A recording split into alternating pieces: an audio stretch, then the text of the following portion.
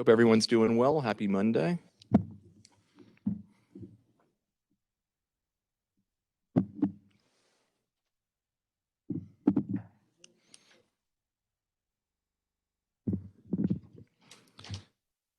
And you can all hear, can you all hear me?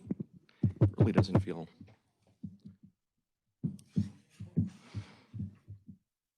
Okay, let's get started. We have a lot to talk about and a lot of good stuff. So greetings, colleagues, students, and friends. Greetings to all who are joining us through the cloud and everybody here in the room. We have a good attendance here at the Culinary Conference Center. Hopefully we have some folks at the North Hudson campus. Welcome to our February town hall meeting, and just barely February, right? Can't believe tomorrow's March. Like I always say, in like a lion, out like a lamb, right? So I want to welcome all of you. I would ask you, before we begin, please join me in a moment of silence for the brave and steadfast Ukrainian people in this challenging moment that they and we all are experiencing.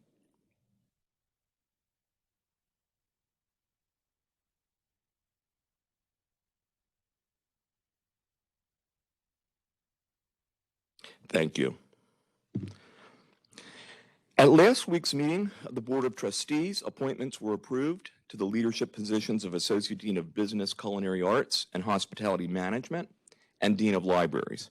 We thank Dr. Darrell Jones and members of the screening committees for their leadership and support of these national searches, and we're delighted to congratulate our dedicated colleague, Dr. Ara Karakashian, who is here, on his appointment to lead the Division of Business, Culinary Arts, and Hospitality Management, where Ara has been serving with distinction as the interim associate dean following the retirement of Paul Dillon.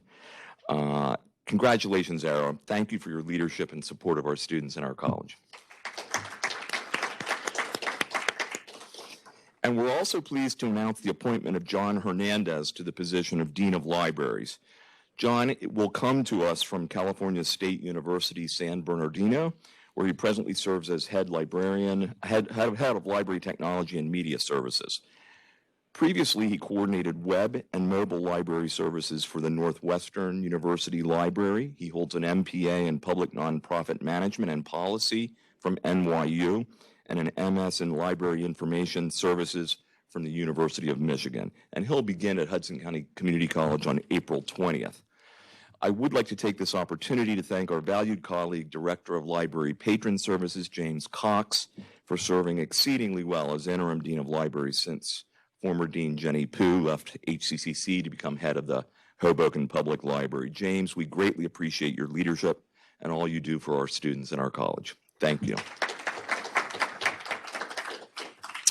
At last week's meeting, the Board of Trustees approved 2 interim appointments that I've asked Dr. Darrell Jones to speak about. Darrell. Good morning, everyone. We're used to saying good afternoon when we have the board meeting, so this is a change. So let me also extend my wishes for February. It has come in and is almost gone, our last day of the month, ending Black History Month. So hopefully you had an opportunity to celebrate and remember some of the contributions of African Americans to our country. And we move quickly into Women's History Month on tomorrow. So I look forward to all the programming that we'll offer here at the college. So as Chris had mentioned, last week the Board of Trustees did approve several significant changes in academic affairs. And one of those changes was not to rehire the position of Associate Dean of English and ESL, but rather move English into Humanities and Social Sciences. And it moves back, or it returns to humanities, where it was several years ago. And traditionally, English is a humanities, and it is housed in divisions of humanities also. The decision also was made for the creation of an interim director of ESL and Academic Foundations English. And this was done also to ensure that we provide an elite service or cachet services to our ESL students. This was one of the recommendations from the faculty and staff who worked over the summer to reimagine ESL. We are also very grateful that Allison Wakefield, Dr. Wakefield, has agreed to continue in an interim role and Associate Dean of Humanities and Social Sciences, and Jedediah Palmer is serving as an interim director of ESL and Academic Foundations English. Both of those positions will be advertised very shortly, and they are permanent positions. So I'm going to pause there, and I can come back and answer any questions that you may have at the end of the program. Okay? Thank you. Well, thank you so much, Daryl, and thank you, Allison and Jedediah, for your leadership. Much appreciated. Today, we welcome the newest members of our HCCC family. We welcome Dr. Stephanie Kalo, who's our new ESL program specialist. Is Stephanie here? Stephanie's here. Welcome, Stephanie. This is your second week. We're always pleased to see new folks come back, so we're happy to have you here. And brand new, on her first day, and here is Rashida David, who's our Golden Door La Puerta Dorada project director. Rashida, welcome. She comes to us from Union County College. And also we welcome Jay Singh, a new IT support analyst. Is Jay here by chance? Well, we are happy to welcome him to the HCCC family. Thank you. We all look forward to working with you, colleagues. Recently, we learned that Veronica Gerasimo has been named a Distinguished College Administrator by Phi Theta Kappa International Honor Society. Veronica was nominated by our HCCC Phi Theta Kappa chapter for extraordinary leadership and support of PTK students and activities throughout the pandemic. And also, our Phi Theta Kappa chapter advisor and mentor, Ted Lai, is a recipient of Phi Theta Kappa's 2022 Continued Excellence Award for Advisors.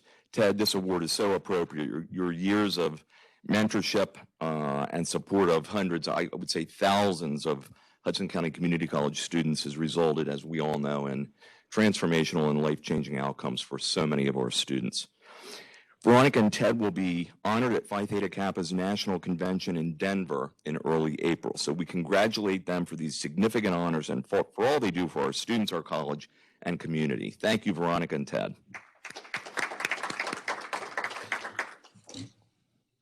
Recently, we learned that SGA President Angel Beebe has been named a semifinalist for the prestigious Jack Kent Cooke Undergraduate Transfer Scholarship, which, as we all know, provides full funding for high-achieving community college students to pursue and complete baccalaureate and graduate studies. Angel, we're all looking forward to hearing, and we're certainly rooting for you to be named a 2022 Jack Kent Cooke Scholar. Congratulations for the significant honor of being chosen as a semifinalist. Congratulations. This is a point of pride for all of us. By any chance is Angel here? I wouldn't expect so, but it's always a possibility. Okay, well, when you see her, please congratulate her. And I'd also like to recognize Hudson County Community College colleagues who recently received Excellence Awards from the National Institute for Staff and Organizational Development, or NISOD. These awards recognize individuals for doing extraordinary work on their campuses. Congratulations to Dr. Surhan Abdullah, Eric Adamson, Jean Baptiste, Dr. David Clark, Patricia Clay, Dr. Heather DeVries, Lisa Doherty, Dr. Sheila Dinan, Matthew Fessler, Karen Galley, Dr. Nadia Headley, Anshuma Jain, Saida Jasmine, Dr. Jerry Lamb, Dr. Clive Lee, Marissa Lontok, Jose Lowe, Lori Margolin, Dr. Abdullah Matari, Lester McCrae, Sylvia Mendoza, Lauren O'Gara, Uris Pujols, Gilda Reyes, Dr. Gretchen Schultes, Catherine Sarangelo, Dr. Fatma Tot, Lisa Williams, and Alana Winslow. What a powerful group. Congratulations, colleagues. Thank you all. Did I miss anyone? I hope not. We are very, very proud of you and so fortunate to have you all in the HCCC family. Since our last town hall meeting, teams of Hudson County Community College faculty, staff, students, alumni, and trustees attended 3 national meetings and conferences, at least 3 that I'm aware of, and there were probably more. We have so much happening, so many people doing so much. In late January, Lori Margolin and I attended the annual Workforce Development Institute, sponsored by the American Association of Community Colleges in Jacksonville, Florida. About 600 people on the ground. And I was pleased to have been invited to participate in a panel presentation entitled Embedding Equity into Strategic Workforce Development Planning. It was a nice opportunity to share many of the best practice continuing education and workforce development initiatives and partnerships underway at HCCC under Lori's leadership and the superior work of her team. And during the first week of February, a team of 8 Hudson County Community College trustees, staff, students, and alumni attended an invigorating national legislative summit in Washington, D.C. 8 of New Jersey's community colleges were represented at the NLS, and Hudson County Community College again had the largest New Jersey delegation in attendance. First Lady Dr. Jill Biden spoke about on ground, by the way, about the transformational role of community colleges, and HCCC alumnus Warren Rigby, who's now at Montclair State University working on a dual bachelor's and master's degree. Warren was photographed with Dr. Biden and other student and alumni trustees. And other speakers at this conference included U.S. Secretary of Education Miguel Cardona, U.S. Secretary of Labor Martin Walsh, National Student Clearinghouse President and CEO Ricardo Torres, and CBS News Chief Washington Correspondent Major Garrett.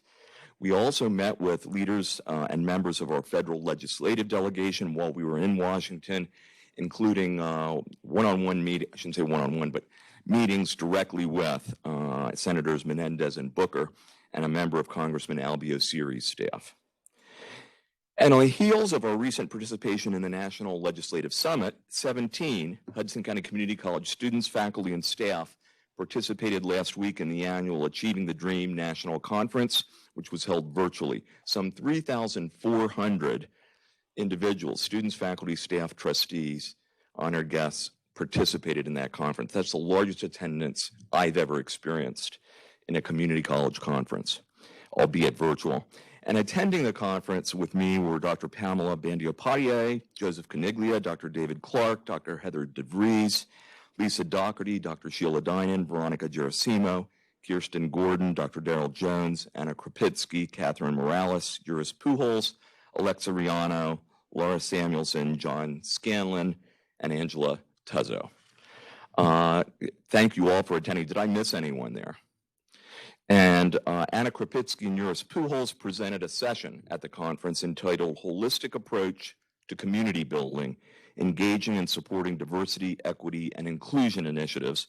And Lisa Doherty was invited by our partner organization and ATD Dream Conference sponsor, Ocelot, to discuss our highly successful Libby chatbot that, as you know, answers a wide range of questions 24/7 through our website. The presentations were outstanding. We thank Anna, Juris, and Lisa for representing HCCC exceedingly well in these national presentations. Thank you, colleagues. As I shared in a note late last week to the college community, we've confirmed plans to hold our May commencement ceremony at Red Bull Arena in Harrison on Thursday, May 26th, beginning at noon. This year's ceremony will celebrate current graduates and recent graduates, all students who graduated since the beginning of the pandemic will be invited to process in cap and gown and to invite all of their guests and family members. And alumni and graduates may invite an unlimited number of family members and guests to attend, as we'll have plenty of seating and parking available. How do you like that? Plenty of parking available. I think I'm telling the truth. It's plus, let me just mention, as most of you know, there's mass transit right to walking distance of the venue, both from the PATH station here and from the Rapid Trail station next to the North Hudson campus. So it should be easy to get to, easy to park if you park there. And there are, how many seats are there? 15, 20,000? There are enough seats for everybody. So it's going to be very exciting. We're really delighted to move forward with these plans that began prior to the pandemic and have been on hold until now. So you might remember before March of 2020, we were chugging down the track, getting ready for a May 2020 first ever ceremony at Red Bull, and then had to put that all on hold. And now we are back, and this time it's going to happen, and I think it's just going to be phenomenal. We're really looking forward to it. I want to thank, I won't be able to thank everyone because this really takes a village. There are people working on this all over the college, but I do want to call out the Commencement Committee co-chairs, Lisa Doherty and Dr. Nicholas Chevroletti, Dr. David Clark, Veronica Gerasimo, and members of their teams, Julio Maldonado, Alexa Riano, and other members of the Commencement Committee for their leadership and support of this first ever HCCC commencement at Red Bull Arena. And as you know, Red Bull Arena in Harrison is in Hudson County, which is certainly appropriate. Commencement, of course, is the celebration of student success. And so it's now my pleasure to invite Hudson County Community College's Student Success Dream Team co-chairs, Dr. Heather DeVries and Dr. Sheila Dinan, to offer an update on the continuing comprehensive work of the Student Success Dream Team. Heather and Sheila.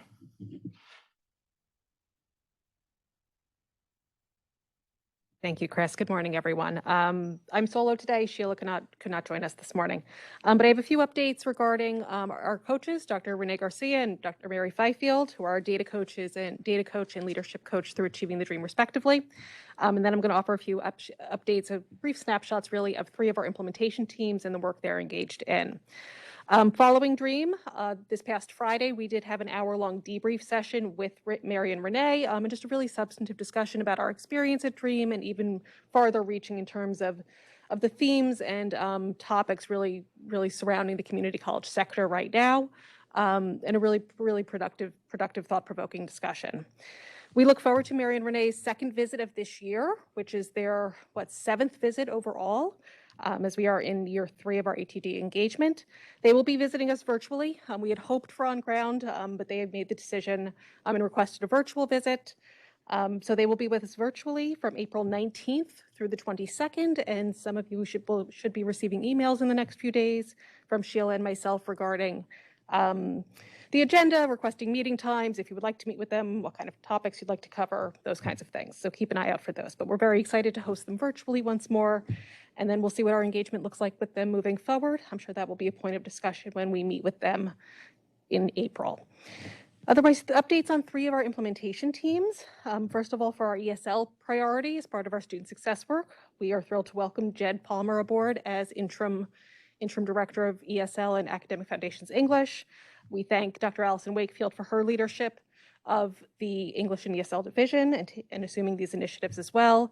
And then we are thrilled to welcome Stephanie and Rashida for their work and role on our ever important Title V grant. So it's been a lot of kind of onboarding, resetting, baton handing off, which has been exciting. But we've certainly been talking quite a bit about the ESL proficiency certificate and determining a procedure by which our lowest level students, our beginner students in ESL, can have that automatically as their academic program of record to really make sure they're on a path from the beginning. And then they'll be able to, we're also working on how they can take their ESL proficiency certificate and nest that into an associate degree program of their choice. So more information to come there.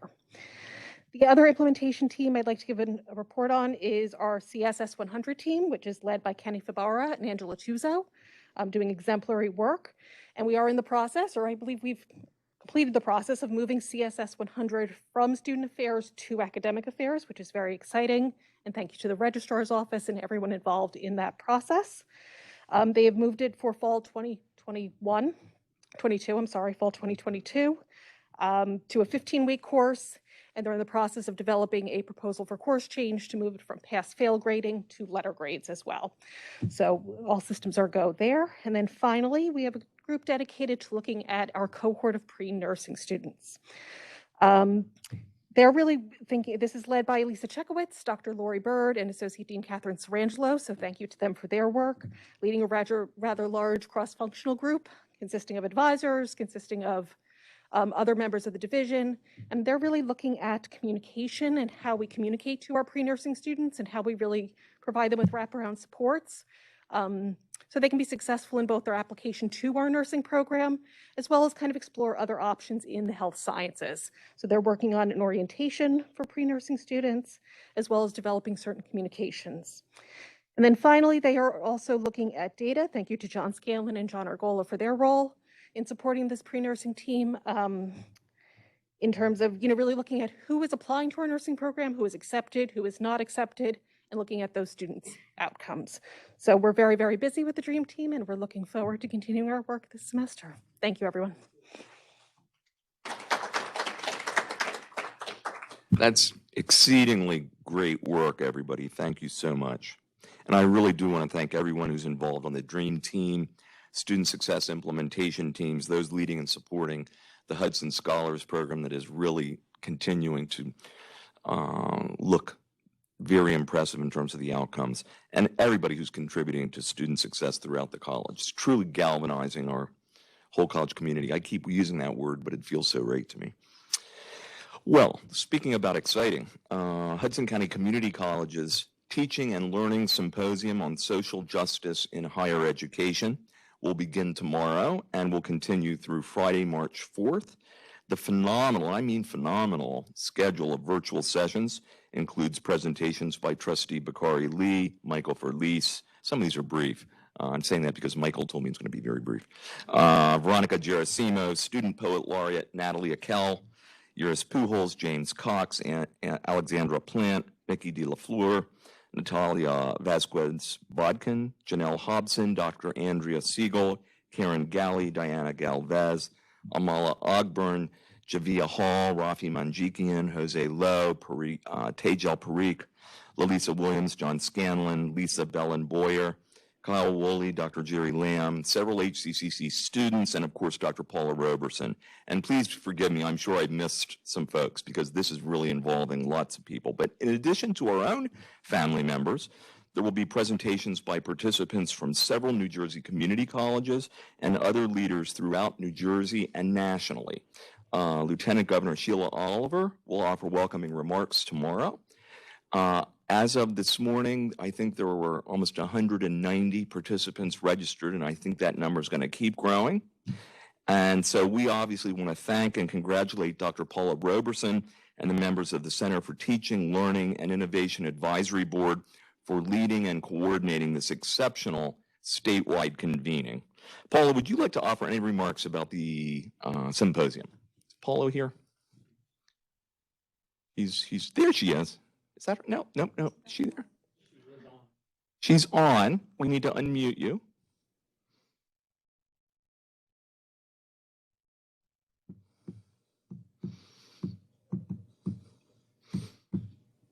We need a drum roll or something.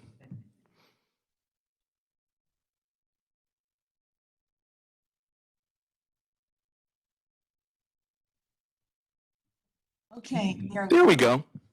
Good morning, everyone. This is very exciting, and it's wonderful to see a vision come to fruition. Along with all the participants that Dr. Reber named, we have almost 200 people coming, 26 dynamic presenters. We have 11 New Jersey community colleges attending. We have several colleges from up and down the Eastern Seaboard, New Jersey, Florida, Virginia, North Carolina, Pennsylvania, religious institutions. So it's very exciting that these presenters will deliver meaningful content to use across the curriculum here at HCC and beyond. We also have some of our four-year colleges joining in as participants or attendees. Those are Rutgers and JIT and JCU, Montclair, Rowan of South Jersey, Rowan of Burlington campus, Ramapo, Felician, Bucks, and many, many more colleges from the southern area. I'm sure that will change by the end of the week. So I invite each of you to attend, to participate. I'm sure that you'll find something on the program of interest to you that you can share in your classroom and your professional practice to make our campus and beyond a better place to live intelligently, emotionally, and interact with people respectfully. So thank you everyone who has participated, especially IT, communications. We really worked.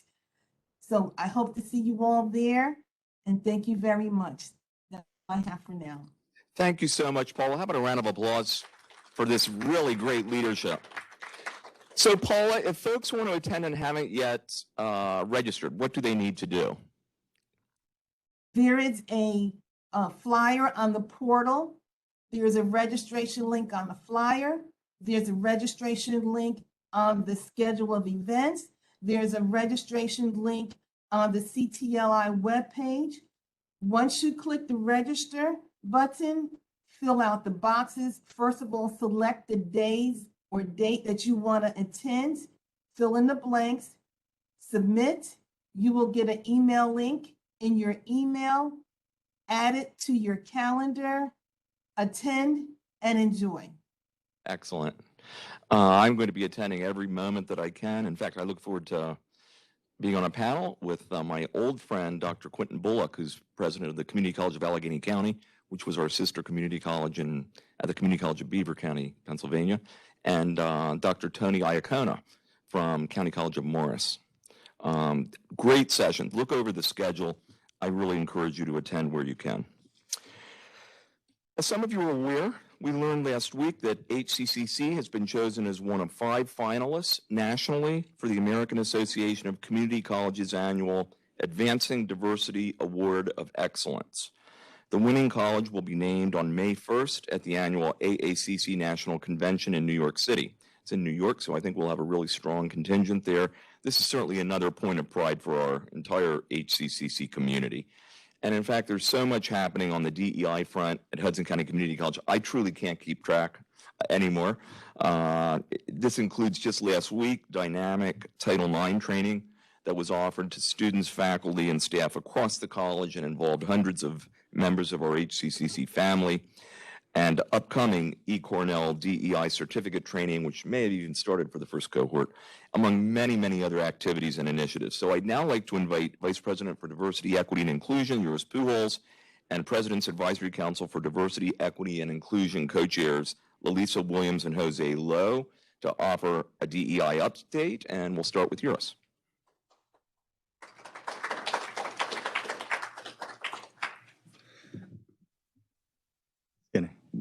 Wait for my partners. Well, good morning, everyone. It's really exciting to come to these meetings and to see more of us in the same room. This Friday, we had an invitation to attend an event from one of our partners, Hudson Pride Center. We're celebrating their annual fundraiser event, and I had the pleasure to participate. I was there joined by Nicole Johnson, Jeff Robertson, Tejo Parek, Rafi Majikin, and Warren Rigby. It was, make sure I didn't forget anyone. It was awesome. It was really packed, and it was kind of like reminiscent of old times that hopefully we'll be getting back to very soon.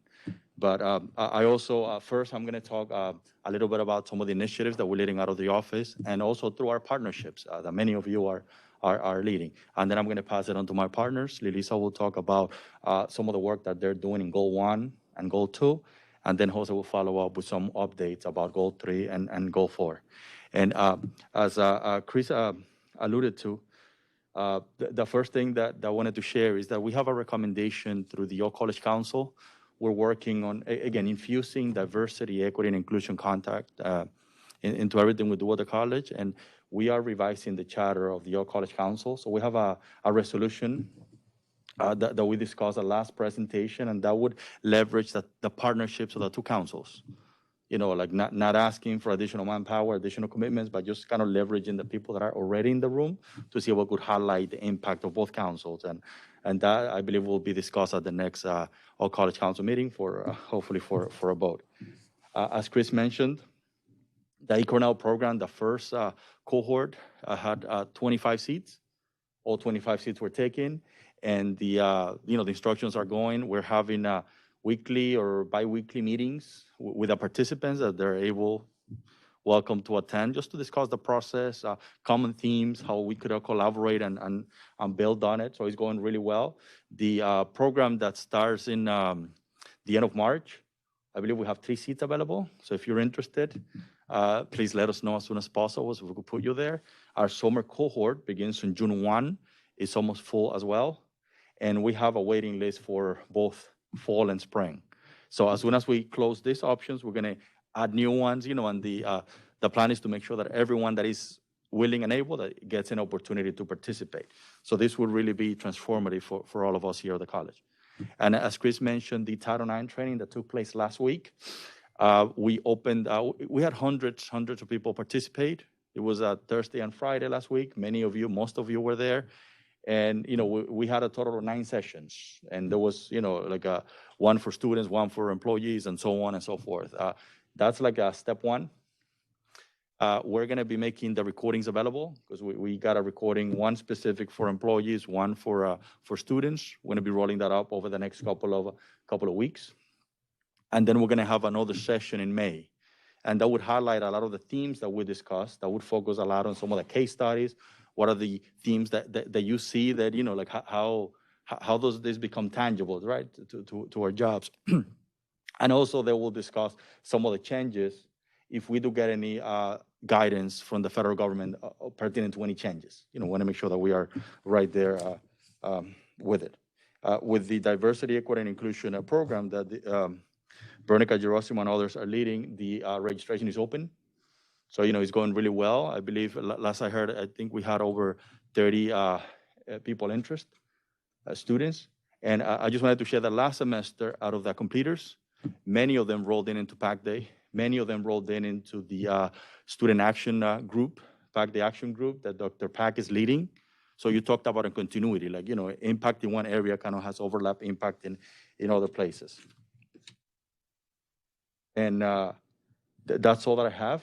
Again, just want to encourage everyone, if you're able to participate in the Social Justice Symposium that Dr. Robertson is leading, I think it would be really worth your time. We'll have a really high caliber of speakers there. So with that, I would like to pass it on to my partners. Thank you. Thank you, yours, and thank you, Dr. Reber, for inviting us. Just to let you know that Goal 1 and Goal 2, some of the things that they're working on. For Goal 1, we're also working on a Pac Day retreat to put forth for the Pac Day Council members. We have about almost 45 members now, so that takes a lot of planning to coordinate everyone's schedule. So we'll be trying to do that over the summer if we can. Also, for everyone here at the college, we are working on a volunteer appreciation type of an event for everyone's support and contributions that you give to the Pac Day Council. Another thing that Pac Day is also working on is to continue with making sure that diversity, equity, and inclusion practices are embedded in our human resources office, as goal number 2 has looked at some of the activities and practices of human resources. We also have the vice president of HR as a support for that committee that, you know, can guide us in what we need to do. But we are looking at ways to embed diversity, equity, and inclusions even more so into those practices, whether it be succession planning, promotion opportunities, and professional development. And goal number 1, also just to remind everyone, please read your emails when we send out the invitations for the upcoming programs like Barbershop, like Stories Untold. And again, we congratulate Hudson County Community College on your recent being awarded the Higher Education Excellence and Diversity Award. That was for 2021 as being a top college on diversity. Thank you. I'll turn it over now to Jose.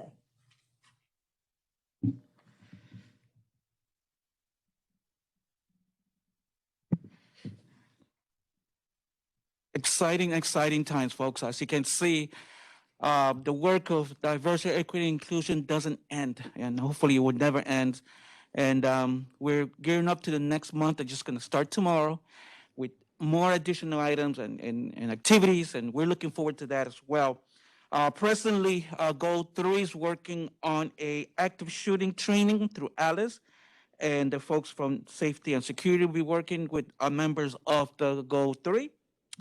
Goal 4, they'll be conducting a survey on what does it mean to be diversity, equity, inclusion in the classroom. So that's going to be the main impetus behind that survey. And if you do get it, make sure that you complete it. And the last item of my comments is the Women in STEM workshop that's going to be held on March 17 at 3:30 p.m. in the STEM building, lower level. Refreshments will be served, and the speaker will be Dr. Irene Majenko. And we're looking forward to that, spotlighting the women and the work they have done in the STEM and goals and activities. That's my my notes for today, but thank you very much and hope to see you in our next meeting. Thank you. Oh, just one other announcement, and this is about the Holocaust and Genocide program that's going forward. Dr. Era Correction and Alana Winslow. I just butchered his name. Do forgive me, but they are leading this project, and they are part of Goal 4 for Pac Day. But they are also working on this, and the dates so far. I know there's more details, and Dr. A can share those with us later. But at the end, he can come up and talk more about that. But I just wanted to put that on everyone's radar. That it's happening in April, somewhere between April the 28th, I believe those are around the dates, between 9 and 12. So April 28th, please mark your calendars. This is a very important event. Thank you. Thank you so much. How about a round of applause for the leadership of Eurus, Lalisa, and Jose, and all that they are working with. Thank you. Our Return to Campus Task Force continues to monitor changing pandemic circumstances, and I think we can all agree that the change is continuing to be positive. We thank them for their continued leadership, guidance, and support to our college community. So I'd now like to invite our RTC co-chairs, Lisa Doherty and Heather DeVries. Lisa and Heather, thank you.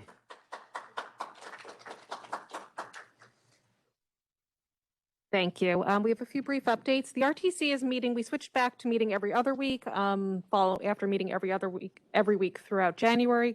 So we are meeting this afternoon, and several of the topics Lisa and I share updates on will be points of discussion, as quite a bit has unfolded since we last met 2 weeks ago. So we offer that caveat going in.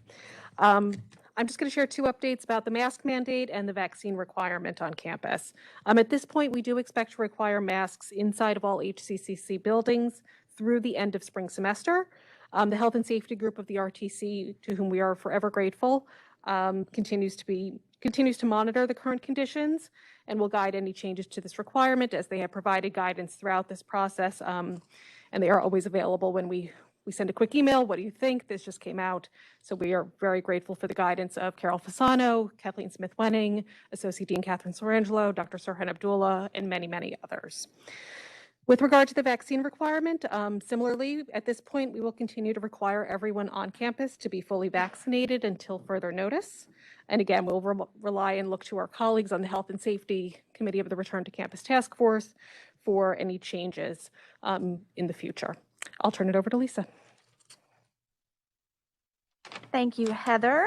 So I wanted to report out on Saturday, Anna Krapitsky and Amala Ogburn, who co-lead our HR working group of the RTC, put on, with the help of several others, who I will note, a kids fair where we invited children from Hudson County to come in and be vaccinated and take part in different activities and festivities, and it looked like it was a smashing success. So I wanted to recognize Anna and Amala, who led the charge, but they had a lot of help from Veronica Gerasimo, Jave Hall, Julio Maldonado, Jen Christopher, and the communications team. And of course, we continue to be forever grateful to the North Hudson Community Action Corporation for their continued partnership and just really being up for anything. When we call them and say, hey, we have this idea, they are just so supportive, and they're really tremendous partners.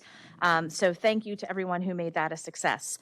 Today is the last day that the North Hudson Community Action Corporation will be offering vaccines, boosters, and COVID testing on our campuses. So if you have not gotten boosted or you need a test, today would be the day. And this really is because of the decrease in the demand. If for some reason we see an increase, I'm sure they'd be happy to partner with us in the future. Their locations remain open to members of the community. So if you are relying on them for your weekly testing, the very few people who have an exemption, you will need to find alternate plans after today. But testing is now widely available, of course, at pharmacies, Walgreens, CVS, and so forth. So any questions, please reach out to the RTC. Lastly, vaccine and booster incentives for students. We continue to offer $100 for all fully vaccinated students and an additional $100 for boosted students. So to clear up any confusion, and for those of you who are in contact with students, please do share with them that they can get a total of $200. So even if they're not on campus, if they're an online student, remote student, if they submit their first dose of Johnson & Johnson or their first 2 doses of Moderna and Pfizer, they will get $100. And then if they submit their booster, they will get another 100. They can do it all at once. They can do it separately. To date, we have over 700 students who have submitted their boosters, which is really exciting. They're keeping our vaccine team very, very busy. And students usually will get the $100 within a couple of weeks. It takes time to get them processed and entered, and then the communication between financial aid and the bursar. Direct deposit for those who are signed up, or check in the mail for those who are not. And those are our updates. So we meet later today. So these updates, of course, are as good as the current moment, and we will keep you posted if anything changes. So thank you, everyone, for your continued cooperation. Thank you so much, Lisa and Heather. And, you know, when I think back to the beginning, the amount of work and just dedication since the beginning has been really, it's almost impossible to comprehend. And without the two of you, we'd be in a very different place, and so many other people. So thank you. I'm getting a lot of communication now about changes. There are a lot of positive changes. Let's hope they continue. Just over the weekend, the CDC, you might have heard, has now relaxed their guidelines on mask wearing. And I saw this morning the vaccination rate for Hudson County is now almost 73%. I think we still have the lowest transition rate in New Jersey. If we don't, we did. So, and I have to believe our rate is much better than that. So it's great to hopefully be seeing some light at the end of the tunnel. Next, it's my pleasure to introduce and invite North Hudson Campus Executive Director Joe Caniglia to offer a North Hudson Campus report, including exciting plans for an April celebration of the North Hudson Campus's 10-year anniversary. Joe. Good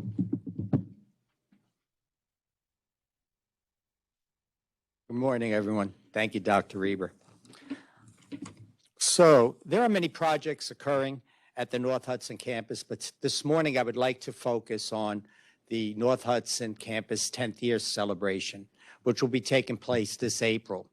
First, I want to thank my team, Amala, Jason, and Diana, and all of the other participants at the North Hudson campus that are helping in planning this great event. I hope to see you all there. The event will take place on April 25th and 27th at the North Hudson campus, and we will be celebrating 10 years of existence of our campus. Of course, it did not start as a campus, but as time progressed, it is now a full campus. So if you are available and free, I encourage you to please join us. I would like to give special thanks to Dr. Reber, Dr. Jones, Lisa Daughtry, Nicole Johnson, Nick Chevalati, and the Department of Student Life and Leadership for helping with this event. I would also like to thank Jen Christopher. As part of the celebration, Jen is putting together a then and now photo slideshow.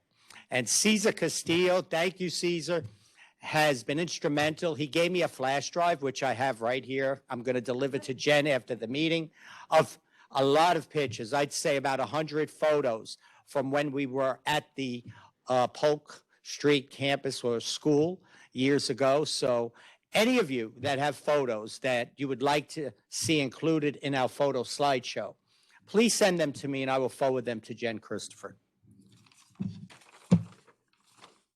On April 25th, the North Hudson campus will be celebrating a decade of achievements from our community, faculty, staff, from 11 o'clock to 3 p.m. at the North Hudson campus. There's going to be from 11 o'clock to 12 o'clock a press conference. More information on that will be forthcoming, but I want to thank Nicole Johnson and Nicholas Chevalati for really helping plan this event. Thank you very much. From 12 o'clock to 3 o'clock on April 25th, we will have a celebration with food, music, and other exciting activities. Amala, Diana, and Jason will be working on developing and assigning people to give tours to our community members, faculty, and staff who would like to partake in the tour.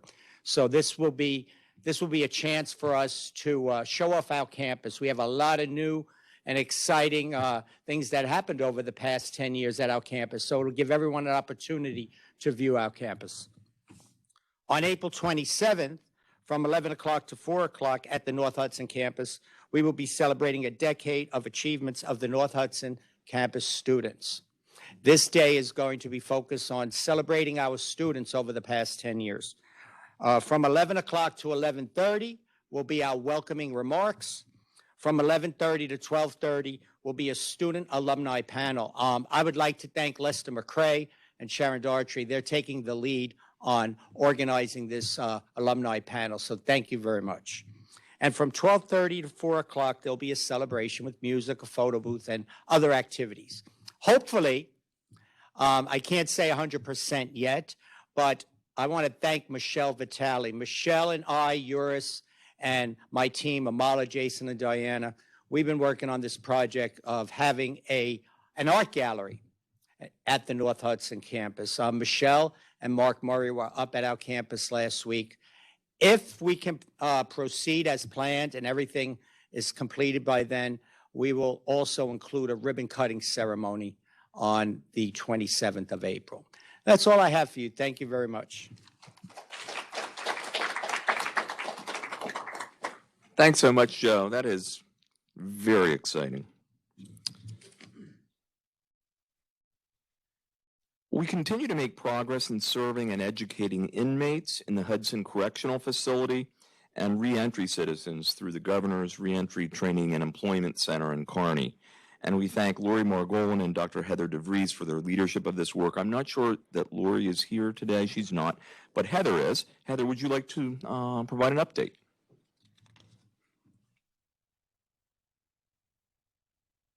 Thank you.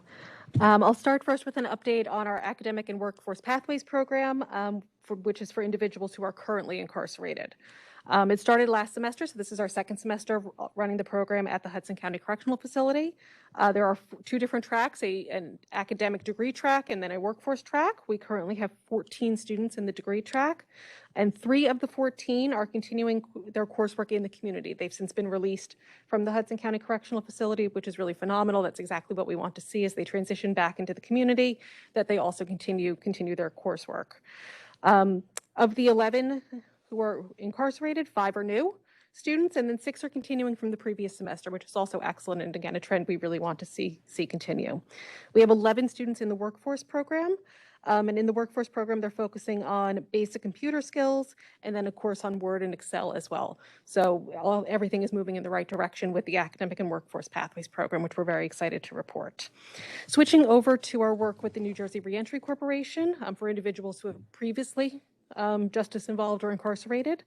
Lori and I continue to meet with them weekly to discuss programs we can offer and how we can help their clients really pursue an academic credential or workforce training and help them get gainful employment, a family-sustaining wage within the community.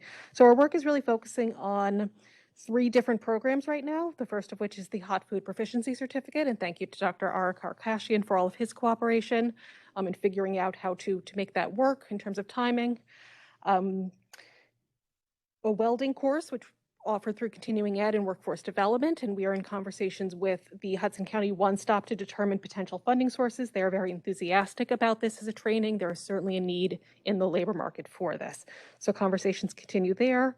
And then digital literacy offerings to help clients build their digital literacy, again, with some basic computer skills, and then Outlook, Microsoft Office Suite courses. My only other update is that we are working with Associate Dean Sylvia Mendoza and members of her team to offer at the new NJRC's Training and Employment site in Kearney on this Friday, March 4th, a FAFSA completion day where we can be on site with the new NJRC clients, really helping them complete the necessary paperwork. Sylvia and her team have been fantastic in helping them really kind of get ready, make sure that their clients have all of the necessary documents. So we're making really strong progress here as well. Thank you. That is just great. Thank you so much, Heather, and in absentia, thank you, Lori.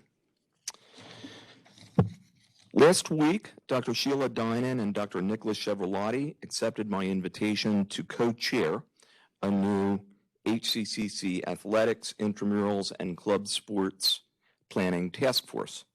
Sheila and Nicholas will be recruiting faculty, staff, students, and members of the larger community to join the task force and begin planning for a new program of athletics, intramurals, and club sports as we anticipate the opportunities that will be available in our future tower, including a gymnasium and wellness center, and also activities that we will be pursuing in other facilities offered by the community. So I want to thank Sheila and Nicholas for their leadership and their willingness to help us take this next step in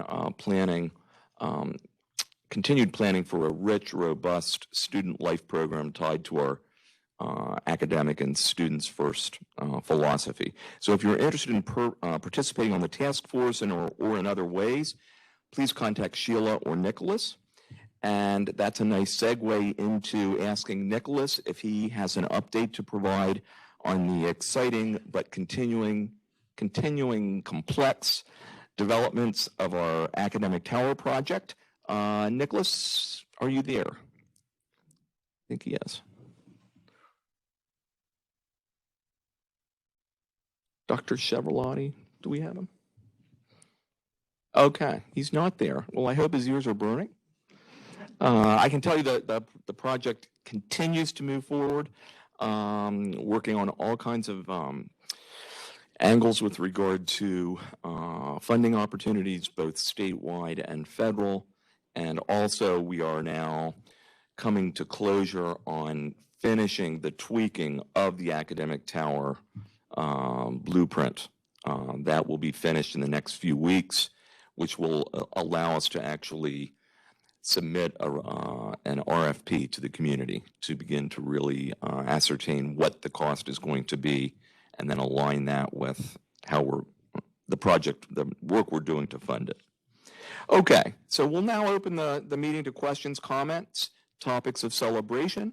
We welcome everyone's participation. If you have a question or a comment, please raise your hand, either using the icon or here in the room. If you're speaking here, remember to use a microphone so that our online colleagues can see you. And it looks like Kathleen Wenning would like to speak. Kathleen.